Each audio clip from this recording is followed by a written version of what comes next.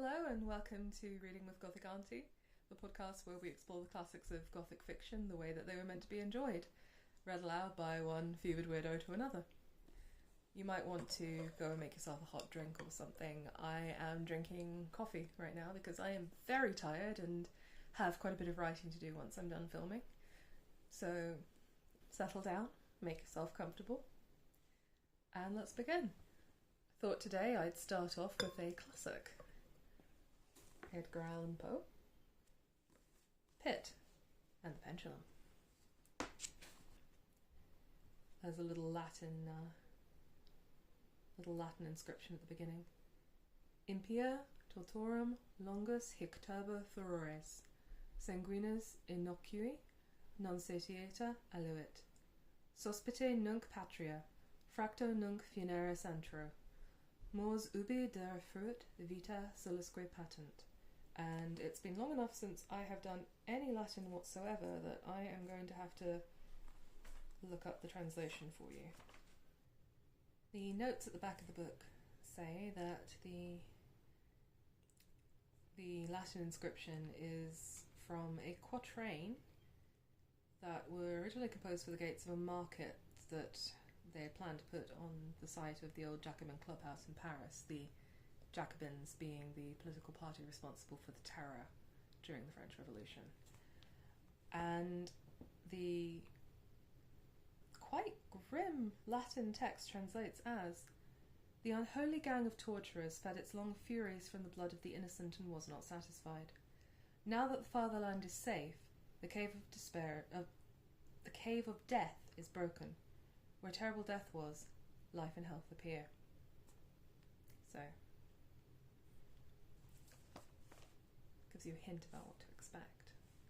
Alright. I was sick unto death with that long agony, and when they at length unbound me and I was permitted to sit, I felt that my senses were leaving me.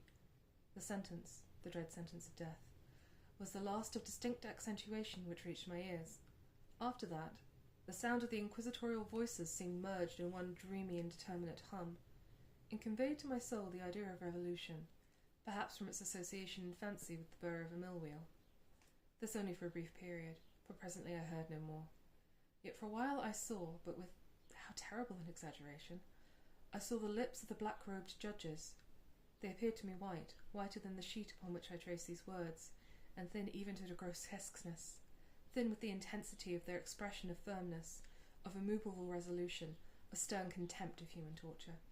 I saw that the decrees of what to me was fate were still issuing from those lips. I saw them writhe with the deadly locution. I saw them fashion the syllables of my name, and I shuddered because no sound succeeded.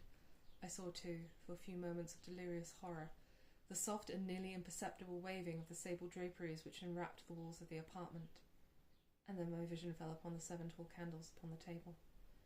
At first they wore the aspect of charity and seemed white slender angels who would save me, but then all at once there came a most dreadly nausea over my spirit, and I felt every fibre in my frame thrill as if I had touched the wire of a galvanic battery, while their angel forms became meaningless spectres with heads of flame, and I saw that from them there would be no help.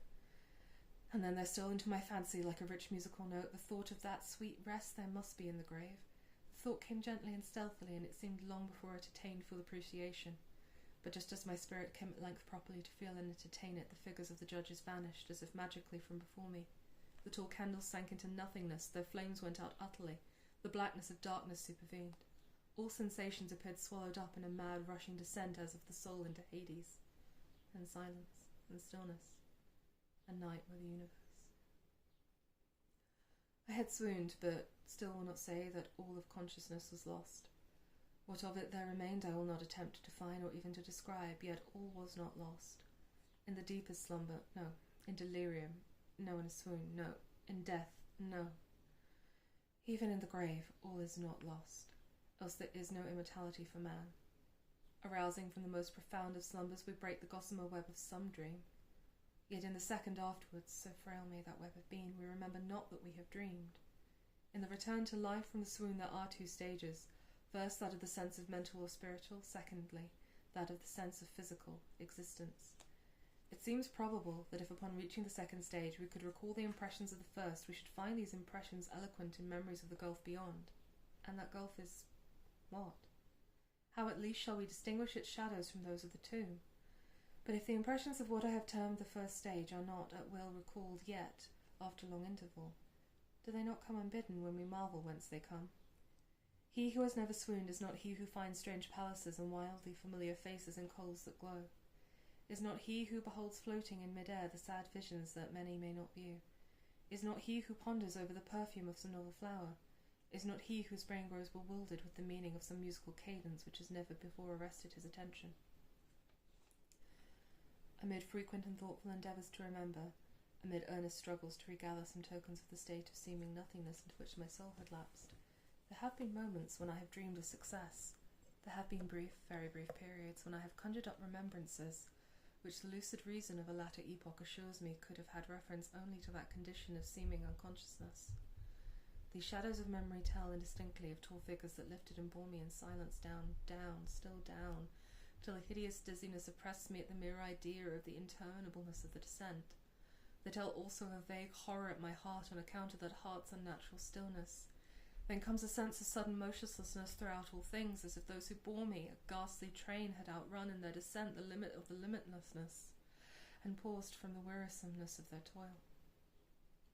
After this I call to mind flatness and dampness, and then all is madness, the madness of a memory which busies itself among forbidden things. Very suddenly there came back to my soul motion and sound, the tumultuous motion of the heart, and in my ears the sound of its beating. Then a pause in which all is blank.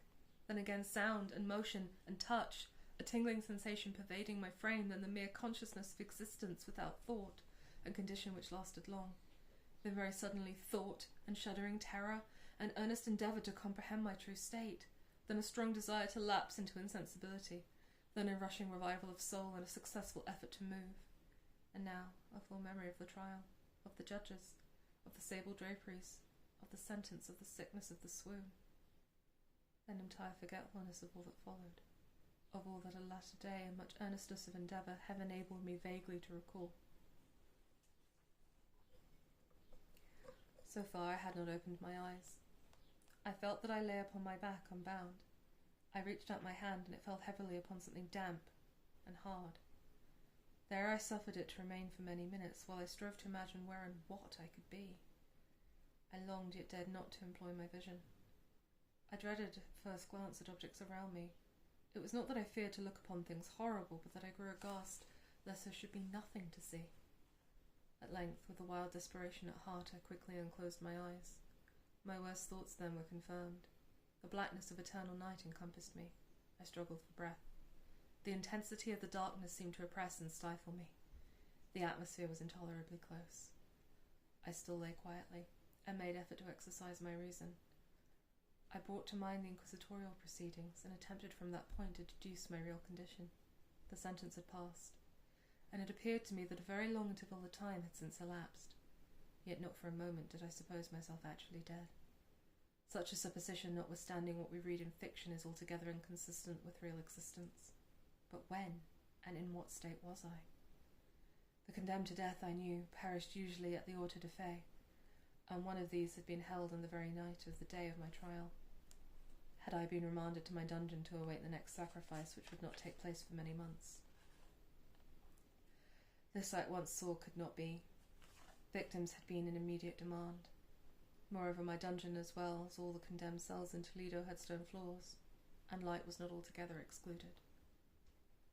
A fearful idea now suddenly drove the blood in torrents upon my heart, and for a brief moment I once more relapsed into insensibility. Upon recovering, I at once started to my feet, trembling convulsively in every fibre. I thrust my arms wildly around and about me in all directions. I felt nothing, yet dreaded to move a step, lest I should be impeded by the walls of a tomb. Perspiration burst from every pore and stood in cold big beads upon my forehead. The agony of suspense grew at length intolerable, and I cautiously moved forward, with my arms extended, and my eyes straining from their sockets, in the hope of catching some faint ray of light. I proceeded for many paces, but still all was blackness and vacancy. I breathed more freely. It seemed evident that mine was not, at least, the most hideous of fates. And now, as I still continued to step cautiously onward, there came thronging upon my recollection 1,000 vague rumours of the horrors of Toledo. Of the dungeons there had been strange things narrated, Fables I had always deemed them, but yet strange and too ghastly to repeat save in a whisper. Was I left to perish of starvation in this subterranean world of darkness? Or what fate, perhaps even more fearful, awaited me? That the result would be death, and a death of more than customary bitterness I knew too well the character of my judges to doubt. The mode and the hour were all that occupied or distracted me. My outstretched hands at length encountered some solid obstruction. It was a wall, seemingly of stone masonry, very smooth, slimy, and cold. I followed it up, stepping with all the careful distrust with which certain antique narratives had inspired me. This process, however, afforded me no means of ascertaining the dimensions of my dungeon, as I might make its circuit and return to the point whence I set out without being aware of the fact, so perfectly uniform seemed the wall. I therefore sought the knife which had been placed in my pocket when led into the inquisitorial chamber, but it was gone. My clothes had been exchanged for a wrapper of coarse serge. I had thought of forcing the blade in some minute crevice of the masonry so as to identify my point of departure. The difficulty, nevertheless, was but trivial, although in the disorder of my fancy it seemed at first insuperable. I tore a part of the hem from the robe and placed the fragment at full length and at right angles to the wall. In groping my way around the prison, I could not fail to encounter this rag upon completing the circuit. So at least I thought, but I had not counted upon the extent of the dungeon or upon my own weakness. The ground was moist and slippery. I staggered onward for some time when I stumbled and fell. My excessive fatigue induced me to remain prostrate, and sleep soon overtook me as I lay. Upon awaking and stretching forth an arm, I found beside me a loaf and a pitcher with water. I was too much exhausted to reflect upon this circumstance, but ate and drank with avidity. Shortly afterwards, I resumed my tour around the prison, and with much toil came at last upon the fragment of the serge. Up to the period when I fell, I had counted 52 paces, and upon resuming my walk, I had counted 48 more. When I arrived at the rag, there were in all, then, 100 paces, and admitting 2 paces to the yard, I presumed the dungeon to be 50 yards in circuit. I had met, however, with many angles in the wall, and thus I could form no guess as to the shape of the vault, for vault I could not help supposing it to be.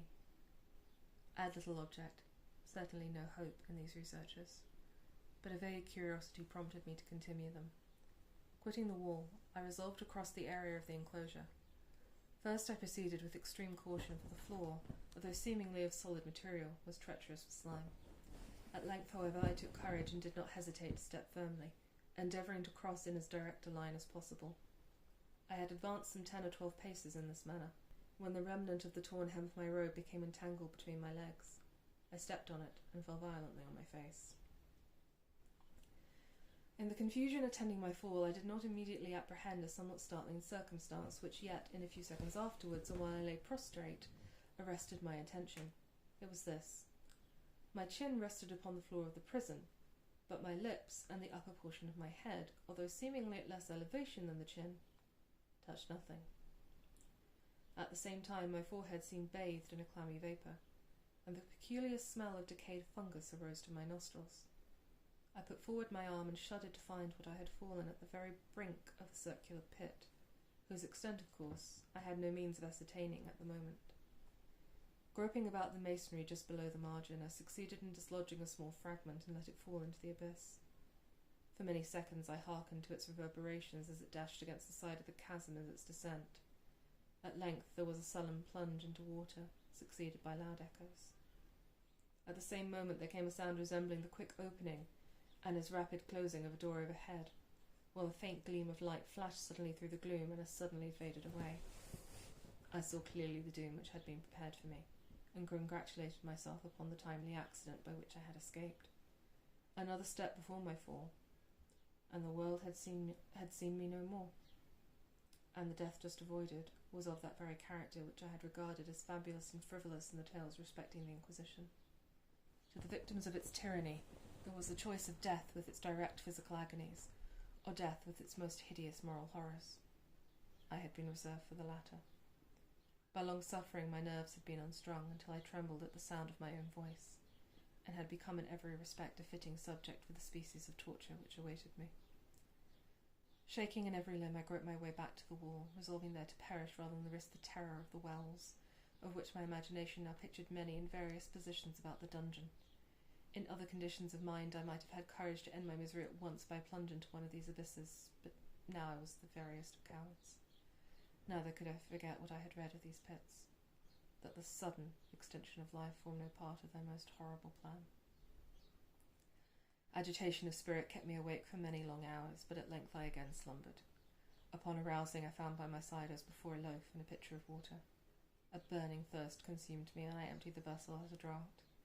I must have been drugged, for scarcely had I drunk before I became irresistibly drowsy. A deep sleep fell upon me, a sleep like that of death. How long it lasted, of course, I knew not. But when, once again, I unclosed my eyes, the objects around me were visible. By a wild, sulphurous lustre, the origin of which I could not at first determine, I was unable to see the extent and aspect of the prison. In its size I had been greatly mistaken. The whole circuit of its walls did not exceed 25 yards. For some minutes this fact occasioned me a world of vain trouble. Vain indeed, for what could be of less importance under the terrible circumstances which environed me than the mere dimensions of my dungeon? But my soul took a wild interest in trifles, and I busied myself in endeavours to account for the error I had committed in my measurement. The truth at length flashed upon me. My first attempt at exploration I had counted 52 paces, up to the period when I fell. I must then have been within a pace or two of the fragment of serge. In fact, I had nearly performed the circuit of the vault. I then slept, and upon awakening I must have returned upon my steps, thus supporting the circuit nearly double what it actually was. Thus supposing the circuit nearly double what it actually was. My confusion of mind prevented me from observing that I began my tour with the wall to the left, and ended it with the wall to the right. I had been deceived, too, in the respect of the shape of the enclosure. In feeling my way, I had found many angles, and thus deduced an idea of great irregularity. So potent is the effect of total darkness upon one arousing from lethargy or sleep. The angles were simply those of a few slight depressions or niches at odd intervals. The general shape of the prison was square. What I had taken for masonry seemed now to be iron or some other metal in huge plates, whose sutures or joints occasioned the depression. The entire surface of this metallic enclosure was rudely daubed in all the hideous and repulsive devices to which the charnel superstition of the monks had given rise. The figures of fiends in aspects of menace, with skeleton forms, and others more vaguely fearful images, overspread and disfigured the walls. I observed that the outlines of these monstrosities were sufficiently distinct, but that the colours seemed faded and blurred, as if from the effects of a damp atmosphere. I now noticed the floor, too, which was of stone. In the centre yawned the circular pit from whose jaws I had escaped, but it was the only one in the dungeon.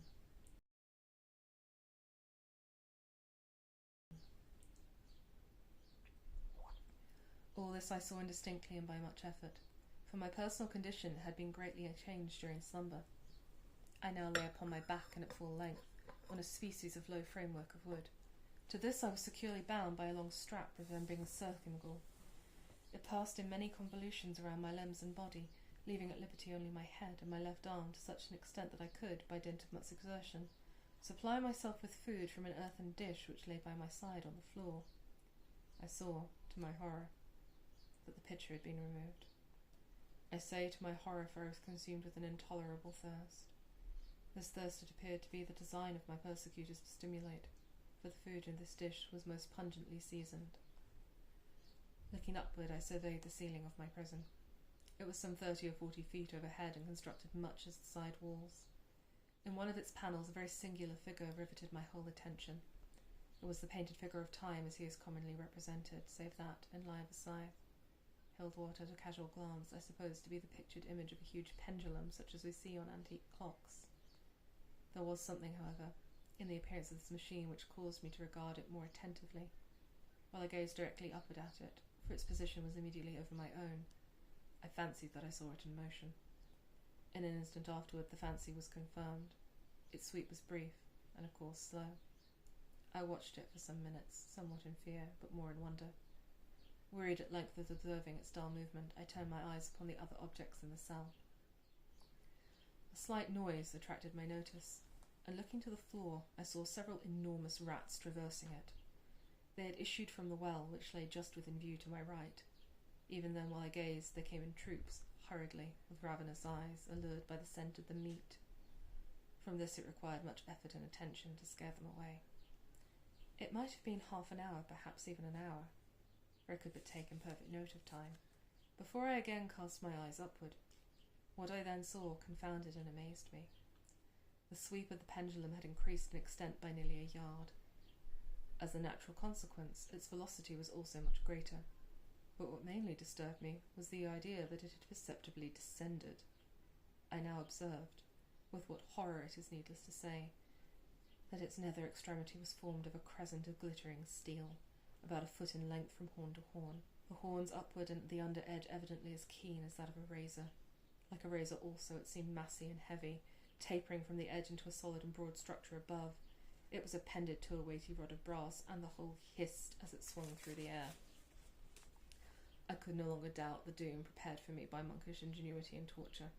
My cognizance of the pit had become known to the inquisitorial agents, the pit whose horrors had been destined for so bold a recusant as myself, the pit, typical of hell, and regarded by rumour as the ultimate thule of all their punishments. The plunge into the pit I had avoided by the merest of accidents, and I knew that surprise or entrapment into torture formed an important portion of all the grotesqueries of these dungeon deaths. Having failed to fall, it was no part of the demon plan to hurl me into the abyss, and thus, there being no alternative, a different and a milder destruction awaited me. Milder. I half smiled in my agony as I thought of such application to such a term.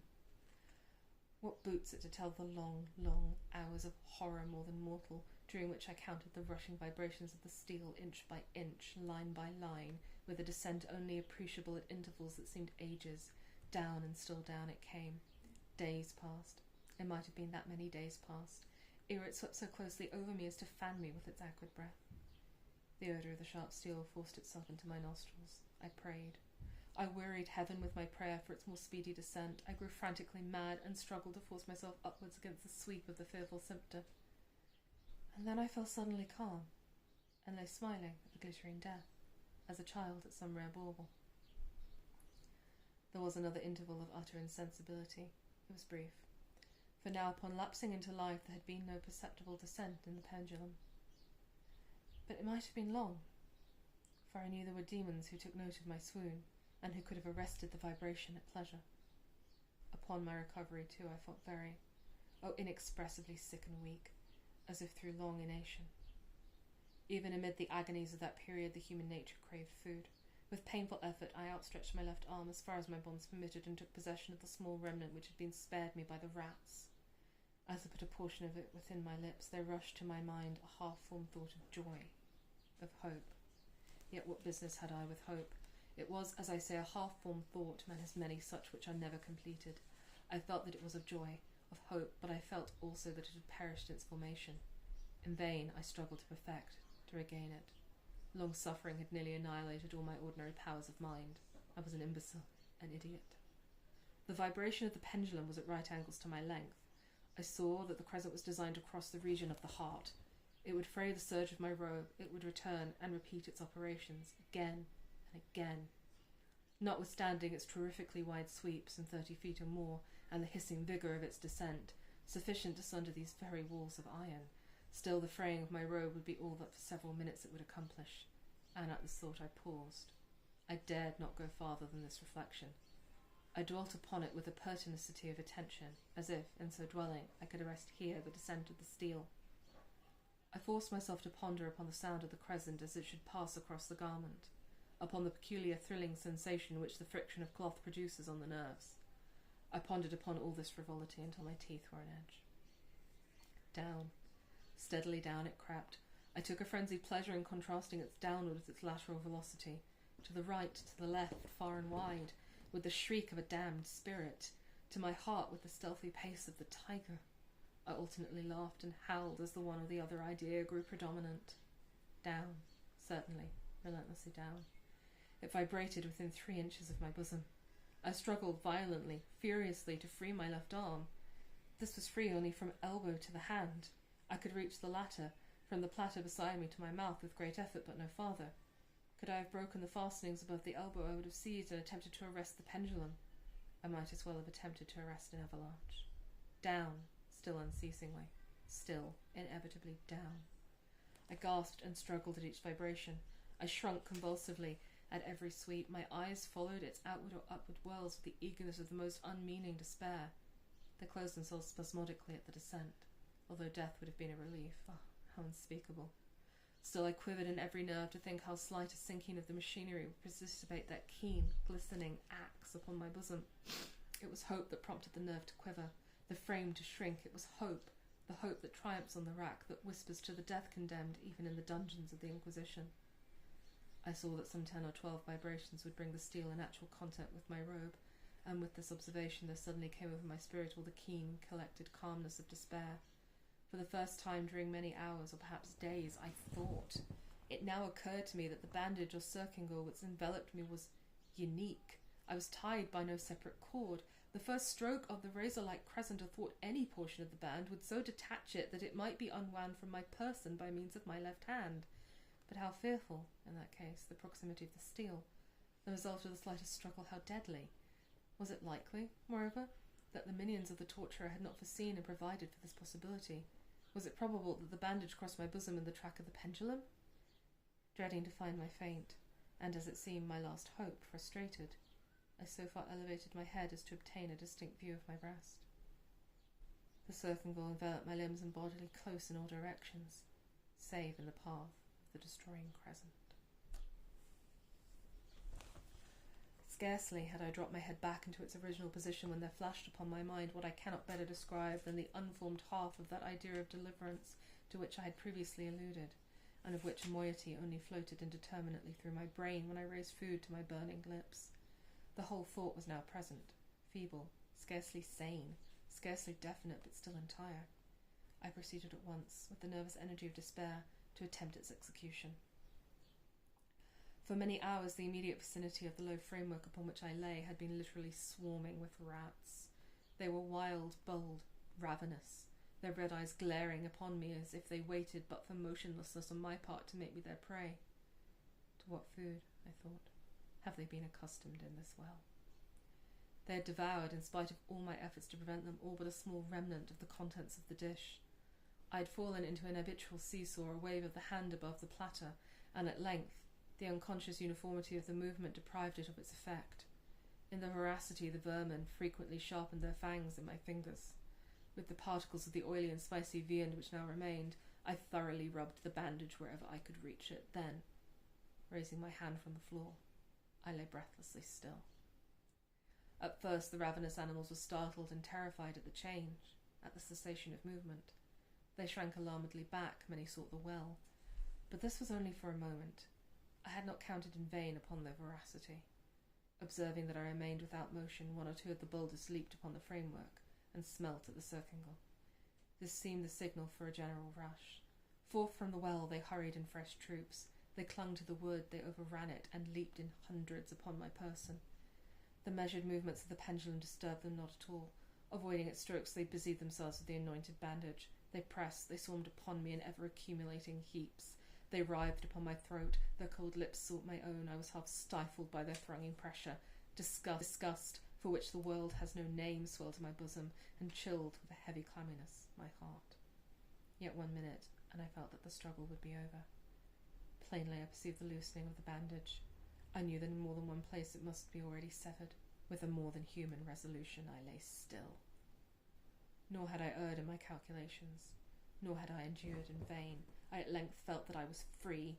The circingle hung in ribbons from my body, but the stroke of the pendulum already pressed upon my bosom. It had divided the serge of the robe.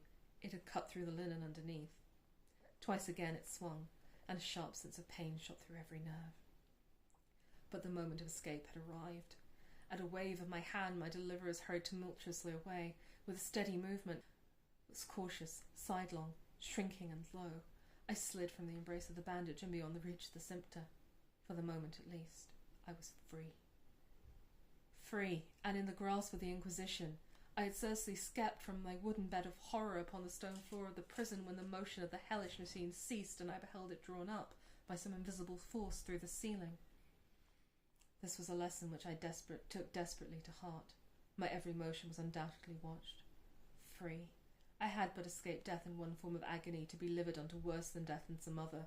With that thought I rolled my eyes nervously around on the barriers of iron that hemmed me in. Something unusual, some change which, at first, I could not appreciate distinctly. It was obvious had taken place in the apartment. For many minutes of a dreamy and trembling abstraction, I busied myself in vain, unconnected conjecture. During this period I became aware, for the first time, of the origin of the sulphurous light which illuminated the cell. It proceeded from a fissure about half an inch in width, extending entirely around the prison at the base of the walls, which thus appeared and were completely separated from the floor. I endeavoured, but of course in vain, to look through the aperture. As I arose from the attempt, the mystery of the alteration in the chamber broke at once upon my understanding. I have observed that, although the outlines of the figures upon the walls were sufficiently distinct, yet the colours seemed blurred and indefinite. These colours had now assumed, and were momentarily assuming, a startling and most intense brilliancy that gave to the spectral and fiendish portraitures an aspect that might have thrilled even firmer nerves than my own. Demon eyes, of a wild and ghastly vivacity, glared upon me in 1,000 directions where none had been visible before, and gleamed with the lurid lustre of a fire that I could not force my imagination to regard as unreal. Unreal. Even while I breathed, there came to my nostrils the breath of the vapour of heated iron. A suffocating odour pervaded the prison. A deeper glow settled each moment in the eyes that glared at my agonies. A richer tint of crimson diffused itself over the pictured horrors of blood. I panted. I gasped for breath. There could be no doubt of the design of my tormentors. Oh, most unrelenting, most demonic of men. I shrank from the glowing metal to the centre of the cell. Amid the thought of the fiery destruction that impended, the idea of the coolness of the well came over my soul like balm. I rushed to its deadly brink. I threw my straining vision below. The glare from the enkindled roof illuminated its inmost recesses, yet, for a wild moment, did my spirit refuse to comprehend the meaning of what I saw. At length, it wrestled its way into my soul. It burned itself upon my shuddering reason. Oh, for a voice to speak! Oh, horror! Oh, any horror but this! With a shriek, I rushed from the margin and buried my face in my hands, weeping bitterly. The heat rapidly increased, and once again I looked up, shuddering, as with a fit of the ague. There had been a second change in the cell, and now the change was obviously in the form. As before, it was in vain that I at first endeavoured to appreciate or understand what was taking place, but not long was I left in doubt. The inquisitorial vengeance had been hurried by my twofold escape, and there was to be no more dallying with the King of Terrors. The room had been square. I saw that 2 of its iron angles were now acute, 2, consequently, obtuse. The fearful difference quickly increased with a low rumbling or moaning sound. In an instant the apartment had shifted its form into that of a lozenge. But the alteration stopped not here. I neither hoped nor desired it to stop. I could have clasped the red walls to my bosom as a garment of eternal peace. Death, I said. Any death but that of the pit. Fool! Might I have not known that into the pit it was the object of that burning iron to urge me? Could I resist its glow, or, if even that, could I resist its pressure? And now, flatter and flatter grew the lozenge, with a rapidity that left me no time for contemplation. Its centre, and of course its greatest width, came just over the yawning gulf. I shrank back, but the closing walls pressed me resistlessly onward. At length, for my seared and writhing body, there was no longer an inch of foothold on the firm floor of the prison. I struggled no more, but the agony of my soul found vent in one loud, long, and final scream of despair. I felt that I tottered upon the brink. I averted my eyes. There was a discordant hum of human voices. There was a loud blast as of many trumpets. There was a harsh grating as of 1,000 thunders. The fiery walls rushed back. An outstretched arm caught my own as I fell, fainting, into the abyss. It was that of General Lasalle. The French army had entered Toledo. The Inquisition was in the hands of its enemies.